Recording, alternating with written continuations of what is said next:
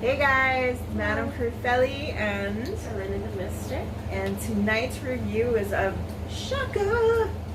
Sorry, that song is sticking in my head.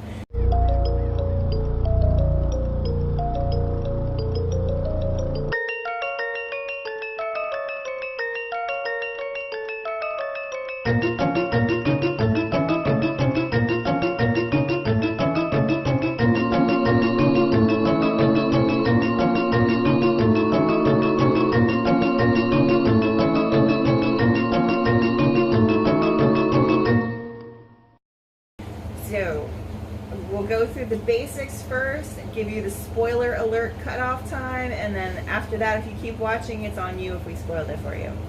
So, Shocker. So we rated this based on the subgenre of supernatural, because he's dealing with, I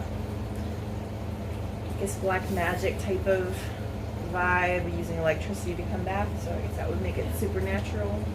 Alright, so this movie is rated R. It was released on October 27th, 1989. Directed by Wes Craven, and the main actors in it are Mitch Pileggi, Peter Burr, Ted Raimi, the infamous Ted Raimi, and Heather Langenkamp, although I didn't even see which victim she was.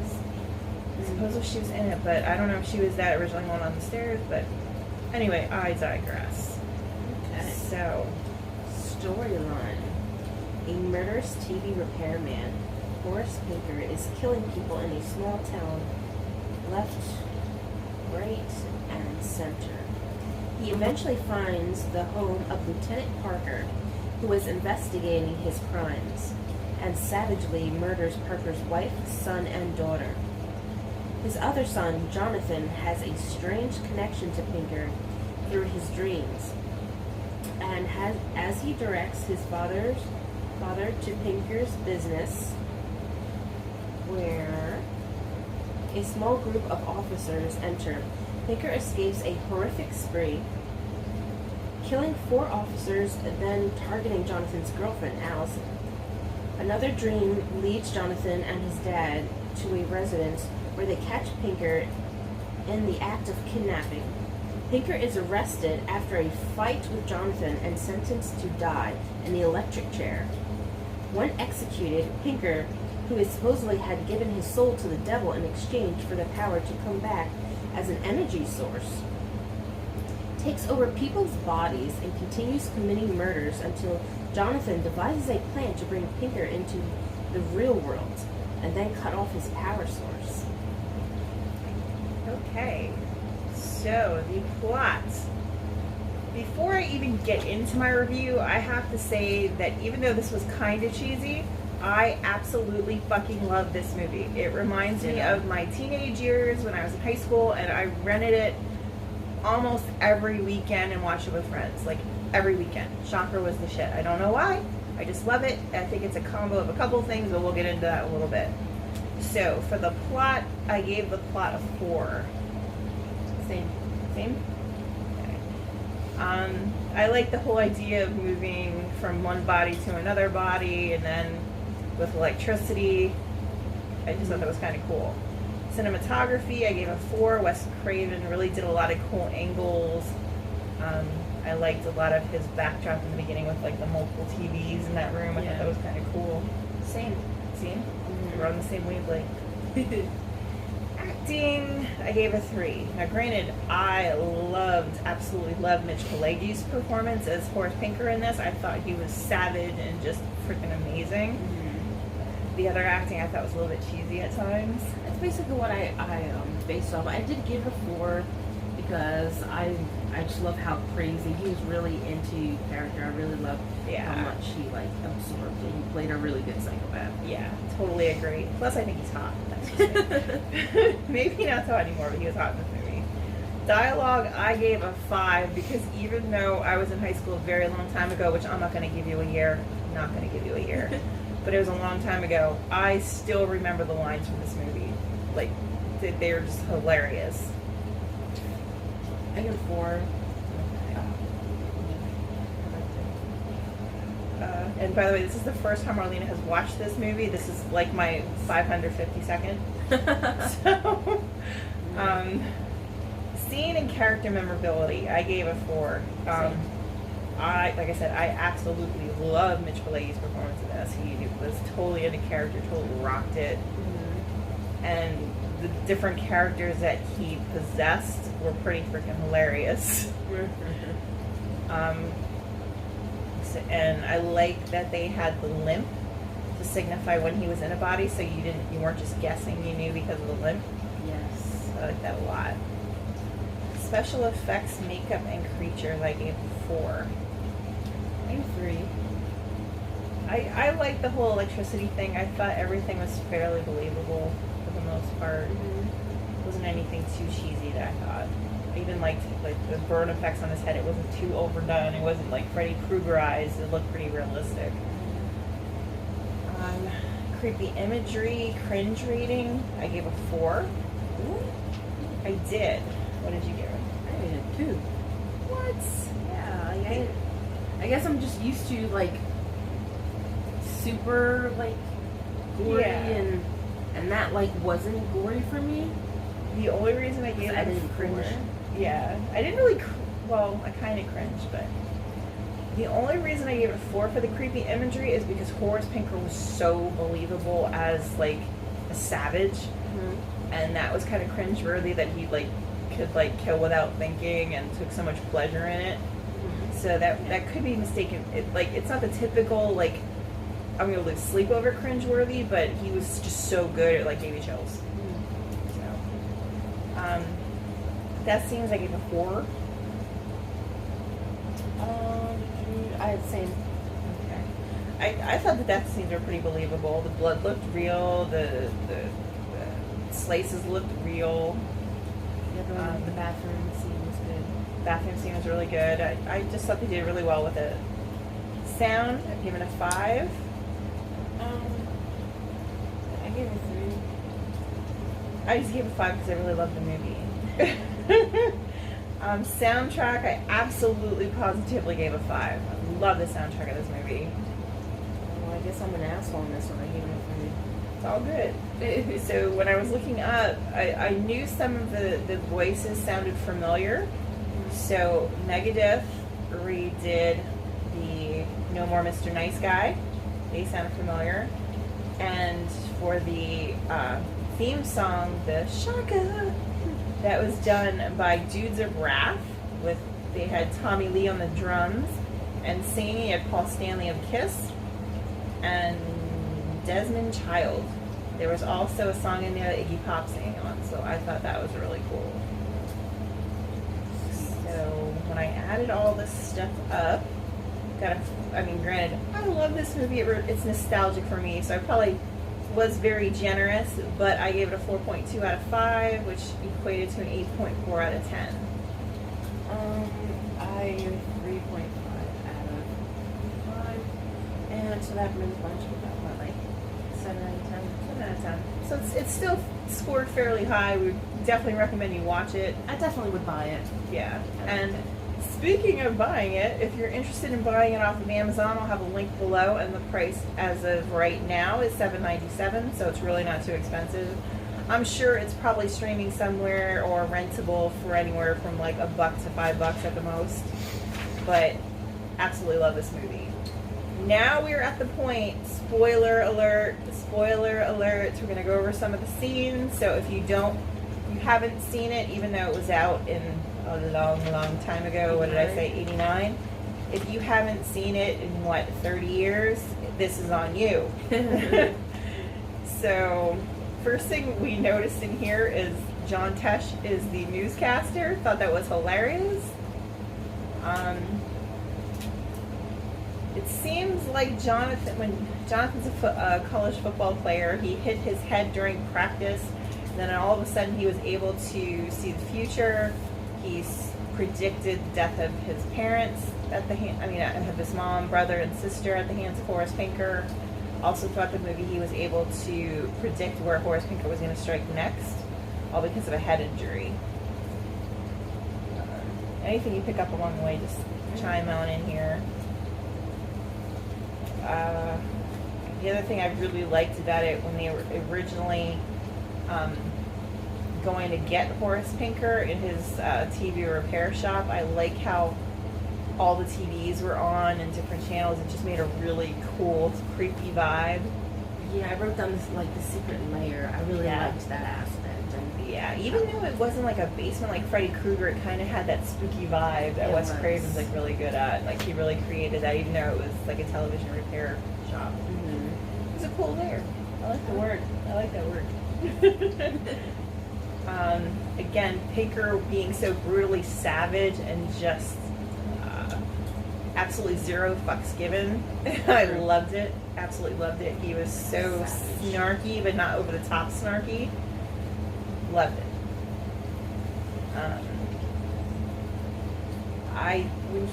Okay, so they did end up picking up Horace Pinker, who was on death row before they were taking him to death row. He was doing his black magic to get the power to be able to jump from person to person via electricity. When he was in the jail cell, I absolutely loved when he was like praying to the TV god, hooked up to the TV, and the big Rocky Horror lips just appeared. And I believe the line was, he's like, Horace Pinker's like, give it to me, and the lips are like, you got it, baby. I don't know why I thought that was hilarious. I think it was. I loved it. Yeah. There were so many like one-liners I like lost it with. So Horace Pinker, he gets electrocuted, but he doesn't actually die. He just jumps into the body of the doctor, who's there to like check the vitals, make sure the person's dead, blah blah blah. So they go to take her to the hospital, but because she's possessed with Horace Pinker, of course she has to wreak havoc from the back seat. Reaches up front, twists the guy's head like at least 180 degrees, probably more like 360. And as she's doing this, the line is just perfect.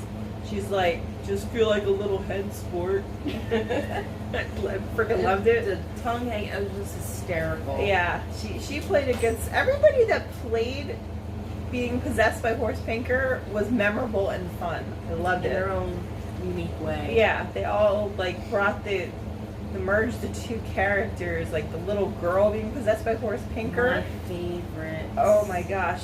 She gets on a tractor and the line from it, she said, I don't want to paraphrase it, but let's see here. Come on, you fucker, move. I was like, I don't know. I just gave. I have a spit on the guy. She did. She spit on him. Savage. She's a beast. Love it. My kind of little kid. Mm-hmm. What am I saying here? I'm trying to think. Where was it going with this? I love the limp. They all had a unique limp. Yes. Each body he possessed. Absolutely. The really quick limping was hysterical. The original stanky leg. The little girl had the best. Yeah. She worked it hardcore. Yeah, she did. I was going somewhere with that. I'll probably think of it like halfway down the thing here. The possessed coach was funny. I love that Ted Raimi was in it too. He always dies. Has there ever been a movie that he lived the whole time? I think he always gets offed. I don't know. I think he just like fake blood. I don't know. The mouth-to-mouth scene, the long lip. Oh my goodness, yes. I did almost skip right over that one. Go ahead, you can talk about that I one. loved it. I think I almost missed it, and I think like Shirley, you gotta see it. Like, oh my god! And the lip, I was like, oh, that was awesome. And then just when you thought that you're like, oh my god, that was amazing. He goes and he bites off the fingers and says, "Finger licking good." Like, you're like, oh yeah, this lip thing was pretty cool, and you weren't expecting my lip to stretch down about a foot. Boom, I'm gonna bite your fingers off too. It was just about to be killed, so he had to get a couple in before, the finale. Mm-hmm. So that was pretty awesome, and just seeing it was just hysterical. You gotta see it. Yeah. There's so many one-liners from this. It's like crazy. There was some. I had something funny and now it's gone. The possessed cop, the growl that got me. Yeah. The way he growled. Pasquale? Something like that. And the limp, he was like going sideways. It was hysterical, and he was like hunched. It was the psycho shake at the door, like, if you don't let me, I'm gonna lose my shit. He's probably one of my favorites next to the little girl. Yeah, the little girl by far. Yeah. Like, cracks me up. The construction worker looked really familiar. I can't place what he's been in though. Like he just looked really familiar. Like it was somebody that you would know from somewhere else in a wig or something. I don't know. He just looked really familiar. He kind of resembled Horace Pinker, but I don't know. I have to look into that. There was a scene where Horace Pinker was a little bit far away from an electrical outlet, so he reached his fingers and his fingers grow, and for some reason that was just hilarious to me. I loved it. Dad was possessed, that creepy smile when he looked back. Yeah, That was like oh I'm shit. gonna get you. Shit's gonna get real. For those Pee-wee's Playhouse fan, there's a little treat in there that's going to remind you of Pee-wee's Playhouse. I won't give it away, but it was amazeballs. It was amazeballs. The way I saw it, like it was always like behind. It was like death by spooning. Oh my gosh, I loved it. I loved it. That was a really good part.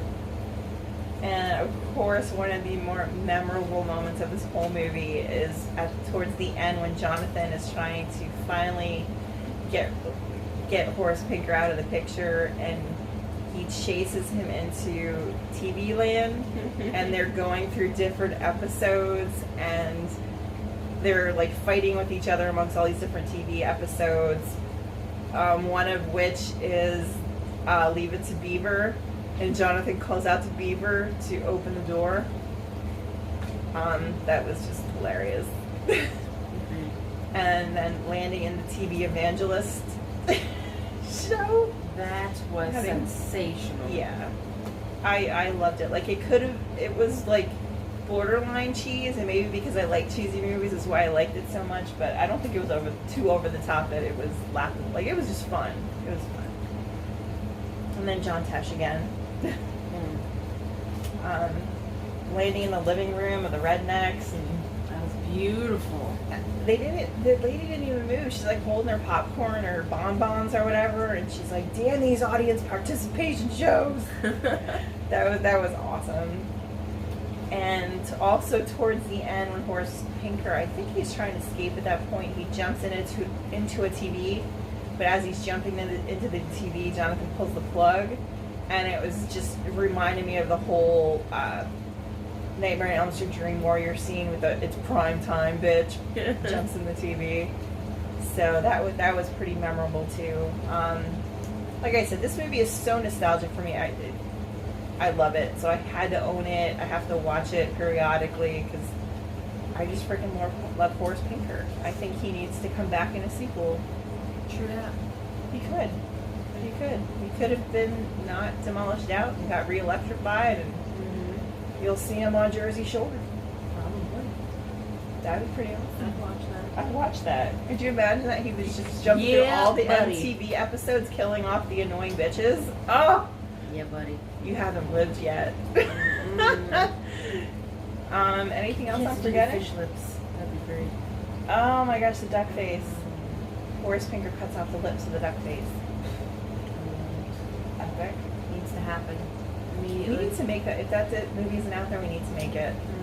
We'll find someone to play Horace Pinker. We will. Mark my words. She said. I already have somebody in mind. He knows who he is too. So again, if you're interested in buying it off of Amazon, it's $7.97. Yes, $7.97. Link is below. We are two super horror nerds, and we just love watching horror movies. And if you'd like I know not every review out there is done by a horror fan. Some of them are done by people that would much rather watch Academy Award winners like The Piano and a lot of more artsy fartsy films. So when they're rating horror movies, they're giving them horrendous reviews. We're rating these based off of the love of horror. So Yes. if you're a horror fan, I mean, everybody's opinion is going to vary, but I think it's better to get it from people that understand and get it kind of the way you do. So True. so if you are interested in more horrific reviews, please subscribe. And again, that is our review of Shocker. So until next time. Stay creepy, my friends.